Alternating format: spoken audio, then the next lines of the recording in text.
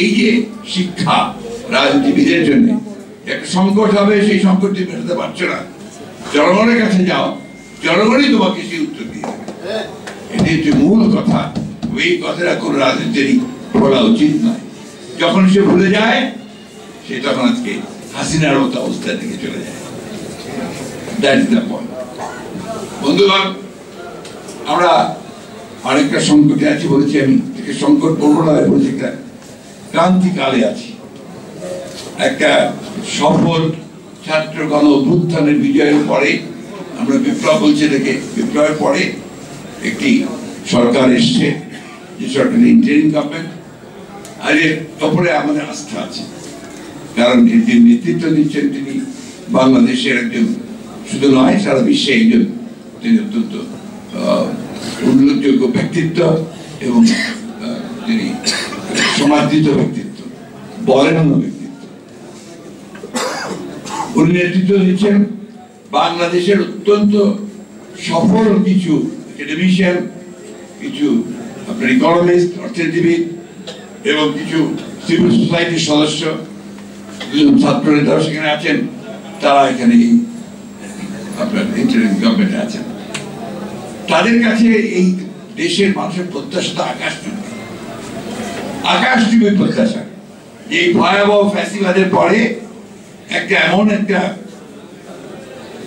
নির্বাচন তারা দেবেন, যে নির্বাচনটা করে অবাধ, সুষ্ঠু হবে, নিরপেক্ষ হবে। আর এর মধ্যে যত জঞ্জাল আছে সেই জঞ্জালগুলোকে সাফ করবেন। এটা তাদের কাছে আমাদের পাওয়া, তাই না? এটি তো আমরা যাচ্ছি তাদের কাছে। খুব চিন্তিত ছিলাম যে আমরা প্রধান উপদেষ্টার কাছ থেকে কোনো কথা শুনতে পাচ্ছি না। কালকে উনি কথা বলেছেন, কালকে জাতির উদ্দেশ্যে তিনি একটা ভাষণ দিয়েছেন। সেই ভাষণের মূল কথাগুলোর কয়েকটা আমি আপনাকে শোনাই। তিনি বলেছেন, timing of polls a political decision. কবে নির্বাচন হবে রাজনৈতিক সিদ্ধান্ত, সঠিক, অবশ্যই রাজনৈতিক সিদ্ধান্ত হবে।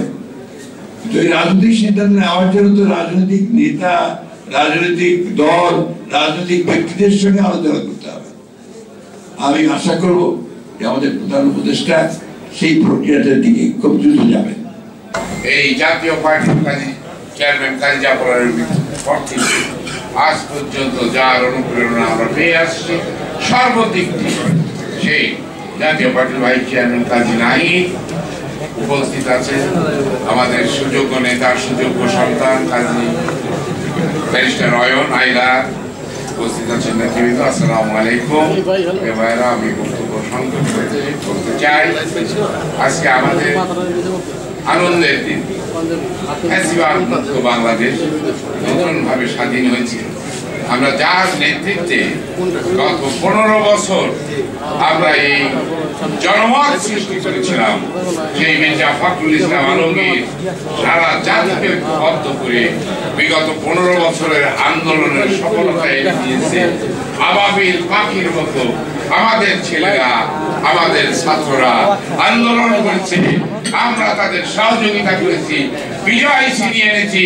শেখ হাসিনাকে পৃথিবীর ইতিহাসে একটা জঘন্য একটা ফ্যাসিবাদ হিসেবে আমরা তাকে দেশ থেকে পালিয়ে যেতে বাধ্য করেছি। শুধু তাই নয়, তাকে খুনি হাসিনা বললেও অসুবিধা নাই, খুনি হাসিনা।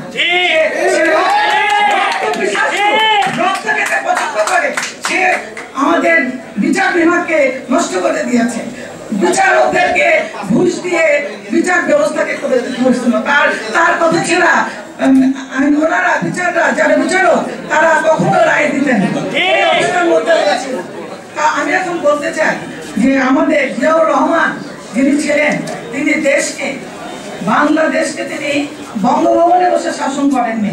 তিনি জনগণের কাছে গেছেন, গ্রামে গঞ্জে গেছেন, খাল কেটেছেন, আমরা দেখেছি তাকে। কিন্তু তার আগে যে শেখ মুজিব ছিলেন, উনি কখনো গ্রামে গঞ্জে যান নাই, তফাৎ এইখানে। তারপরে আমরা খালেদা জিয়াকে দেখেছি ওনাকে কিভাবে জেলখানায় রেখে ডিসপোজিশন করেছে।